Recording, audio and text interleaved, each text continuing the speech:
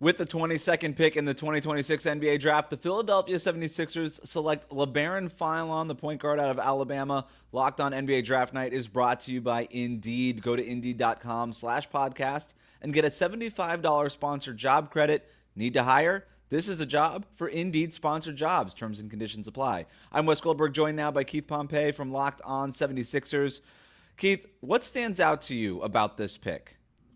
The one thing that really stands out to me about this pick is the 76ers went with the best available player, right? But also one who they feel like will fulfill a need. When you look at the 76ers, they tried to have a four guard lineup, not lineup, a four guard rotation. Well, they lost one in Jared McCain. Now he comes in and he can help that out. But the one thing that I like about him is that he can play the one, he can also play the two. He's a good passer.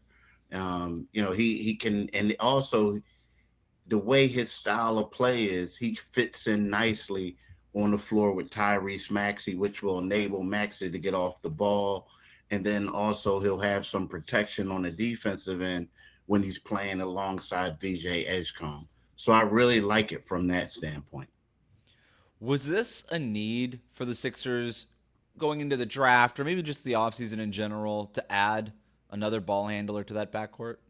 And that's a great question, because you would think that the more important, well, the major need is solidifying the front court, right? They need some size. But when you look at a guy like Quentin Grimes, who's going to be a free agent, Kelly Oubre, also a free agent, and the fact that they lost Jared McCain and they only have two comparable guards and, Maxey and Edgecombe, this is something that they really did need to address.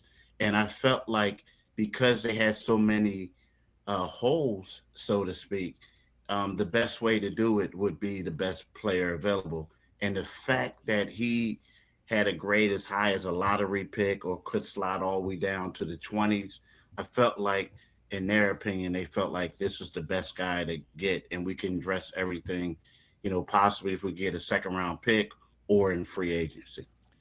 Yeah, you mentioned best player available there a couple times. Some teams say best player available, as you know, and then Hmm. just draft for need anyway. Yeah. The Sixers, they look like they live it. They don't really care what the. So I'm going to ask you a question. The answer might be nothing, but what can we learn or glean from Philly's direction as an organization? How they want to continue to build out this roster with this pick?